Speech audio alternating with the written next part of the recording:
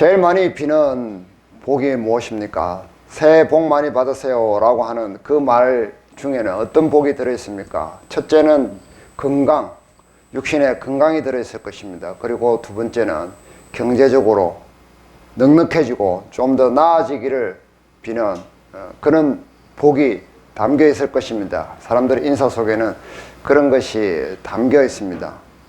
그런데 우리가 현실로 탁 되돌아오면 이 현실은 만만치가 않습니다. 해가 바뀌었다고 해서 이 현실이 녹록해지는 것은 아니라는 말입니다. 우리 주위를 둘러보면 건강하십시오라는 건강의 복을 빌어주는 사람도 있는 반면에 우리 주변에는 우리의 건강을 망가뜨리면서 돈을 벌어들이려는 사람들이 수두룩빽빽합니다. 사실은 우리 건강을 담보로 해서 돈을 벌려고 수작을 부리는 사람들이 엄청나게 많은 현실이죠. 우리의 지갑을 합법적으로 빼내가기 위해서 우리의 지갑에 있는 돈을 계속해서 밑빠진 독에 물 붓기처럼 계속해서 빼내가기 위해서 움직이는 수많은 장사의 천재들이 이 세상에는 널려 있습니다. 그래서 건강하십시오, 또 부자 되십시오 라는 복을 빌어주지만 그것을 현실적으로 우리가 감당해내기는 너무나 어려운 현실입니다. 그런데 더 안 좋은 소식은 그러한 사람들은 우리보다 훨씬 많고 또 우리보다 훨씬 똑똑하고 또 우리보다 훨씬 더 부지런합니다. 그래서 우리는 도저히 그들을 감당하거나 이길 수가 없습니다. 그런데 우리는 그들과 같이 되기 위해서 또한 안간힘을 쓰고 사력을 다합니다. 다만 그들이 돈이 많다는 이유만으로 우리는 그렇게 합니다. 그렇지만 그러는 중에 우리는 중요한 것들을 빠뜨리면서 살아가게 됩니다. 예를 들면 이런 것입니다. 자, 올해 우리 가족과 나와 가족의 건강과 평안을 빌었습니다. 그런데 나와 내 가족의 평안을 빌기 전에 다른 사람의 축복을 먼저 빌어본 적이 있습니까? 왜 내가 다른 사람의 축복에 먼저 관심을 가져야 되는지 그 이유를 모르겠어요 라고 말할 수도 있지만 이것은 매우 중요한 일입니다. 왜냐하면 이 이기심이라는 것은 사회를 망가뜨리는 1등 공신이기 때문에 그렇습니다. 자, 내가 나와 내 가족만 잘 먹고 잘 살면 된다라는 생각을 합니다. 그런데 그 생각을 나만 합니까? 세상에 있는 모든 사람이 나와 내 가족만 잘 먹고 잘 살면 된다라는 생각을 합니다. 그렇기 때문에 남에게 관심을 전혀 두지 않죠.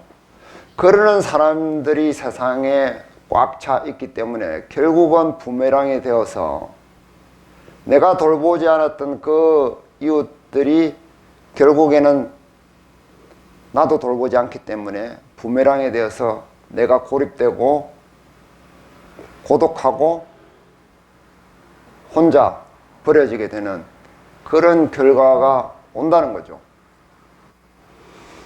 우리는 지금 그런 사회에서 만들어진 결과물을 보고 있는 그런 시대에 살고 있습니다.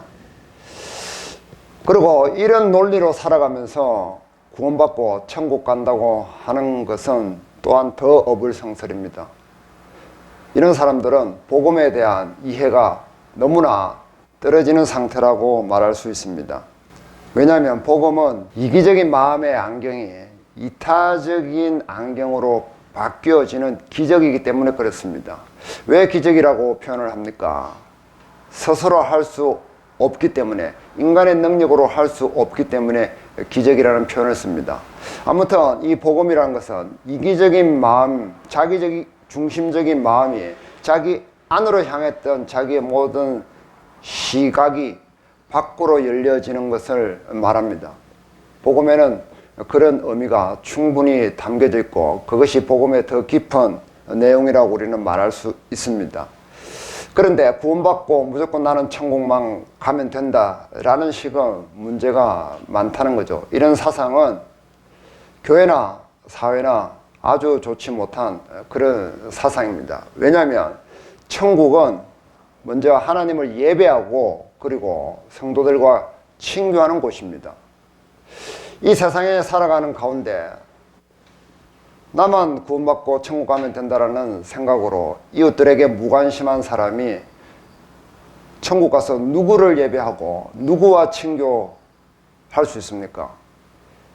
친교할 사람도 없을 뿐더러 예배할 대상도 없습니다. 오로지 자기만을 위해서 살았던 사람의 처지는 분명히 그러한 것입니다.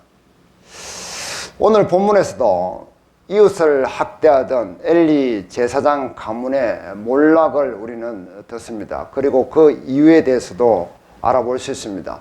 엘리라는 제사장, 이분에게는 하나님이 40년이라는 세월을 허락하셨고 40년 동안 이 이스라엘 백성의 사사로서 또 대제사장으로서 일을 하도록 맡겼습니다. 그런데 그가 40년 동안 했던 일은 본문에 나오는 것처럼 두 가지로 압축됩니다. 첫 번째는 자기 아들들이 하나님의 제사를 더럽히고 하나님의 성소를 더럽히는 그런 부정한 일을 하도록 내버려 두는 그런 일을 했습니다. 그리고 두 번째는 그로 인해서 백성들이 고통에 시달리는 시간을 허락했습니다. 그 두 가지 일이 엘리 제사장이 40년 동안 하나님 앞에서 받은 시간을 소비한 방법이었습니다. 그래서 그들은 하나님께서 심판의 막대기를 들어서 심판하실 수밖에 없었습니다. 자, 그들은 그러한 시간이 자기들에게 주어진 안락하고 평안한 시간, 그리고 우리 가문만 잘 먹고 잘 살면 된다는, 내 아들이 편안하니까 또 내 권력이 안전하니까 라는 그 시간이 계속될 줄 알았습니다. 그러나 그것은 그들의 착각이었습니다. 하나님은 어떤 시점이 되면 그것을 분명히 정죄하시고 다루신다는 것을 분명히 알 수 있습니다. 자, 11절 보십시오. 본문 11절. 여호와께서 사무엘에게 이르시되 보라, 내가 이스라엘 중에 한 일을 행하리니 그것은 듣는 자마다 두 귀가 울리리라. 내가 엘리의 집에 대하여 말한 것을 처음부터 끝까지 그 날에 그에게 다 이루리라. 자, 이 12절 보면 그 날에 그에게 다 이루리라. 이 성경에는 그 날이라는 사상이 글자가 많이 쓰여집니다. 심판의 날을 의미하고 또 다른 의미도 있습니다만 그것은 다음에 배우기로 하고, 첫 번째는 이 심판의 날을 의미합니다. 그 날에, 그 날이 되면 today가 되면은 하나님이 참고 참으셨던 모든 분노와 진노를 쏟으시는 날이 있다는 겁니다. 우리 개인에게 또는 민족에게 또는 이 세상 전체에. 그래서 베드로 사도도 베드로후서 3장 12절에 보면은 그 날을 사모하라는 말씀이 나오죠. 하나님의 심판이, 모든 것이 이 우주에 체질이 풀어지고 모든 것이 불타는 그 날, 그 날을 사모하라고 합니다. 아, 주님 오시니까 그 날을 사모하라, 그런 뜻이 아닙니다. 주님 어서 오시면 좋겠습니다, 그 날을 이야기하는 것이 아닙니다. 그 날을 사모하라는 말은 그 마지막 때에 거룩을 사모하고 더욱더 경건하라, 행실을 더욱더 신경 쓰라 라는 의미로 쓰여졌습니다. 우리는 오해를 해서 하나님이, 예수님께서 재림하시는 그 날을 그냥 사모하라는 것으로 오해해서 받아들이는 것이 많죠. 자, 이 거룩을 버리고 죄의 범죄를 저지르고 있는 이 엘리의 가문에 하나님은 그 날이 임한다고 사무엘을 통해서 말씀하시고, 그 날에는 두 귀가 쟁쟁할 것이라고 이야기합니다.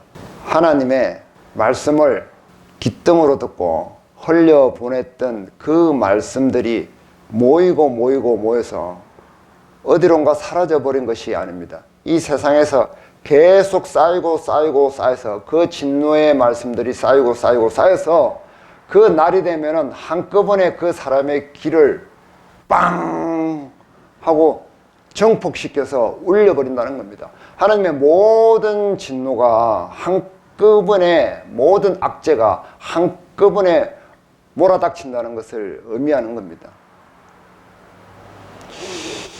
이 엘리 제사장이 가문이 몰락한 이유는 우리는 쉽게 발견할 수 있습니다. 그의 아들들이 강도짓을 하고 하나님 제사를 더럽혔습니다.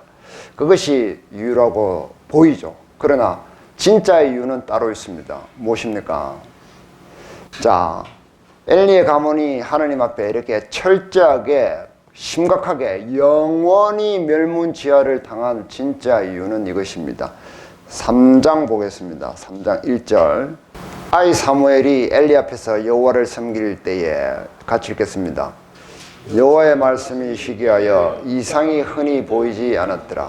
자, 엘리 제사장은 사무엘은 엘리 앞에서 자랐습니다. 그런데 그 당시에 하나님의 말씀을 맡은 자는 누구입니까? 엘리 제사장입니다. 그런데 말씀이 희귀했다고 했습니다.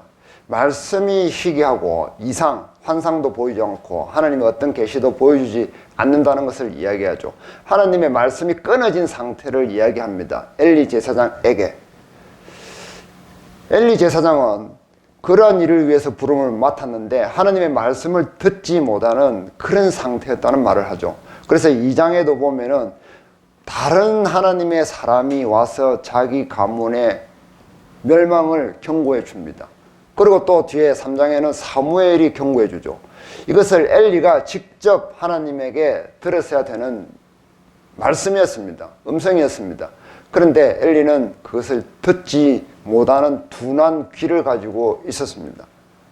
왜냐하면 그 아들들이 강도짓을 해서 가져오는 그 고기 덩어리를 먹고 두룩두룩 살이 쪄서 귀에도 살이 쪄서 귀가 둔감해졌습니다. 그는 세월이 지날수록 몸무게가 비대해져 갔습니다. 몸무게는 비대해져 간 반면에 귀는 점점 더 어두워져 갔습니다. 그의 영적인 민감성은 몸무게와 반비례했고 귀와 정비례했습니다. 그렇게 그는 40년 세월을 흘렸던 겁니다. 그래서 사무엘이 일어날 수밖에 없었고 사무엘을 통해서 하나님이 말씀하실 수밖에 없었던 것입니다. 엘리 제사장이 만약에 자기 아들들을 진짜 제대로 판단하고 제사장직을 그만두게 했다든지 벌을 주었더라면 그 아들들만 벌을 받았을 것입니다. 그 가문은 온전했겠죠. 그런데 엘리는 그것을 묵과함으로 하나님에게 자기 가문에 자기 아들들의 심판을 맡겨버렸습니다. 하나님의 심판은 자기가 생각하는 상상을 뛰어넘은 것이죠. 자기 가문의 영원한 멸망을 초래하게 되었습니다. 그래서 다윗 때에 가면은 어떤 제사장이 나옵니까? 사독 계열의 제사장이 나오게 되는 겁니다. 하나님 말씀은 이사야서에 보면은 하나님 말씀이 출발하면은 되돌아올 때까지 헛되이 흩어지지 않는다고 했습니다. 하나님 말씀은 무엇이든지 온전히 그 결과를 만들어낸다고 했습니다. 그런데 그것을 무시했기 때문에 엘리 제사장은 가문의 멸문지화를 가져올 수밖에 없었던 안타까운 일이 벌어졌던 것입니다. 반면에 사무엘은 어떻습니까? 3절 보겠습니다. 3장 3절. 하나님의 등불은 아직 꺼지지 아니었으며 사무엘은 하나님의 교회에 있는 여호와의 전 안에 누웠더니 같이 읽겠습니다. 4절 5절. 여호와께서 사무엘을 부르시는지라 그가 대답하되 내가 여기 있나이다 하고 엘리에게로 달려가서 이르되 당신이 나를 부르셨기로 내가 여기 있나이다 하니 그가 이르되 나는 부르지 아니하였으니 다시 누우라 하는지라 그가 가서 누웠더니. 자, 사무엘이 잠이 들었는지 안 들었는지는 정확하게 알 수 없습니다. 그런데 사무엘은 분명히 잠자리에 누워 있었습니다. 그런데 하나님의 음성이 너무나 선명하게 또렷하게 들렸고 그는 벌떡 일어나서 발이 안 보일 정도로 다다다다다다 뛰어서 적시로 엘리 제사에게 달려갑니다. 그러고 나서 제가 여기 있나이다 라고 얘기를 하죠. 사무엘은 너무나 민감하게 하나님의 음성을 들었습니다. 엘리 제사장하고는 너무나 딴판이었죠. 하나님은 누구에게 음성을 들려주시는지 그것이 확연히 차이가 나는 순간입니다.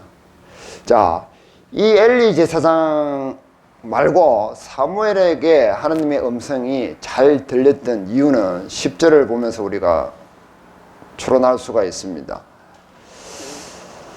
10절 같이 읽겠습니다. 여호와께서 임하여 서서 전과 같이 사무엘아 사무엘아 부르시는지라.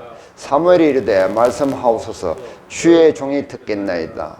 자, 주의 종이 듣겠나이다.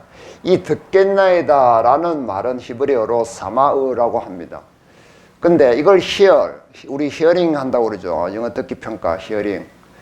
그런데 이 듣는다는 단순히 귀로만 소리를 듣는다는 그런 의미를 가지고 있는 것이 아니라 귀로 듣고 그 다음에 순종하고 그 다음에 공포하다 라는 뜻을 가지고 있습니다.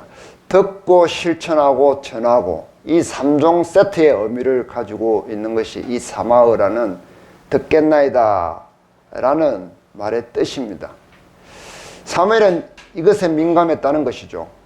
아브라함이 자식 독생자 이삭을 바치라고 했을 때 주저앉고 달려갔던, 그리고 내 본토 친척 아비 집을 떠나 내가 내게 지시할 땅으로 가라 했던 실천의 아이콘, 그 아브라함처럼 사무엘도 하나님 말씀을 듣는 즉시 반응하는 그런 말씀에 대한 민감성을 가지고 있었던 것입니다.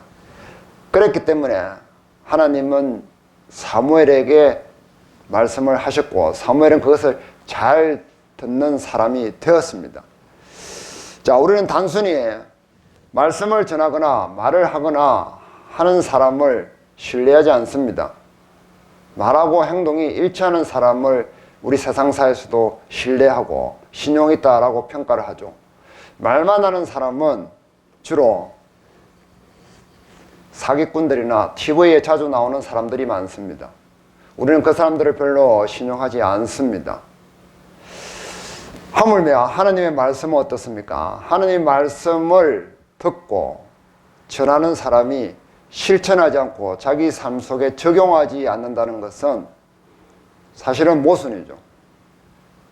그래서 히브리서 13장 7절에 보면 너희에게 말씀을 전하는 사람들의 행실을 주의하여 보고 그들을 따르든지 말든지 하라고 했습니다.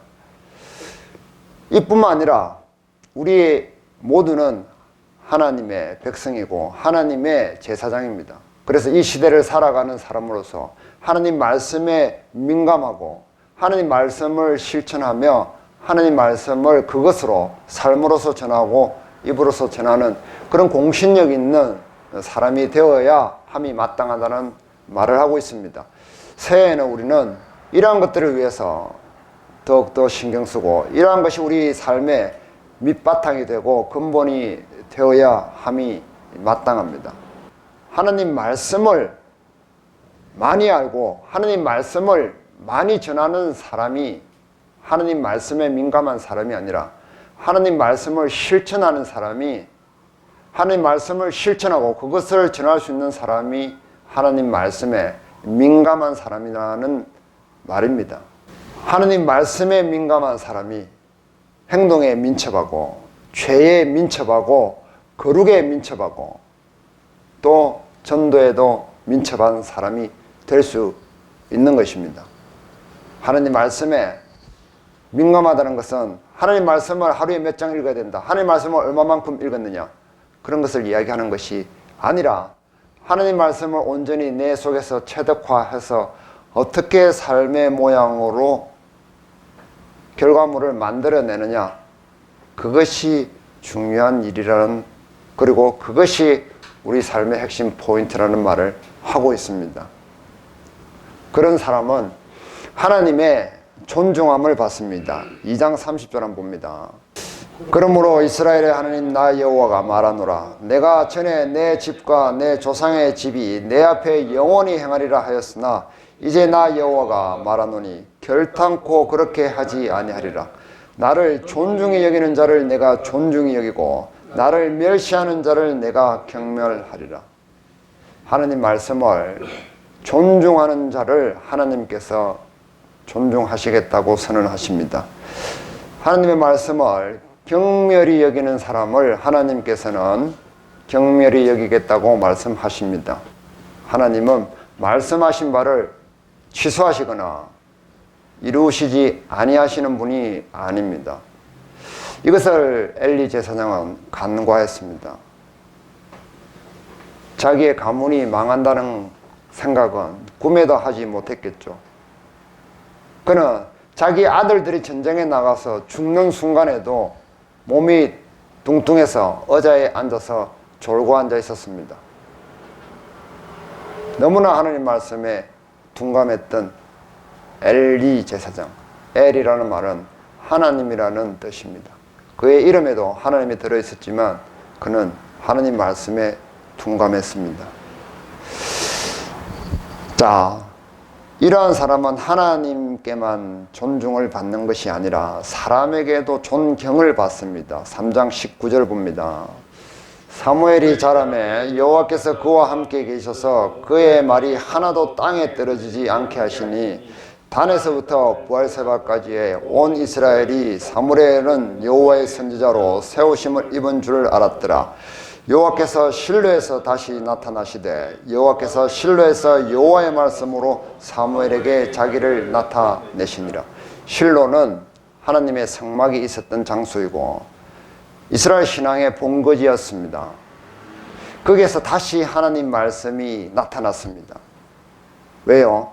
사무엘이라는 하나님의 말씀에 아주 민감한 소년이 나타났기 때문이었습니다. 그리고 19절 보면 사무엘이 자라매 여호와께서 그와 함께 계셔서 그의 말이 하나도 땅에 떨어지지 않게 하시니, 이 말은 하나님께 적용하는 말입니다. 사람에게 쓰는 말이 아닙니다.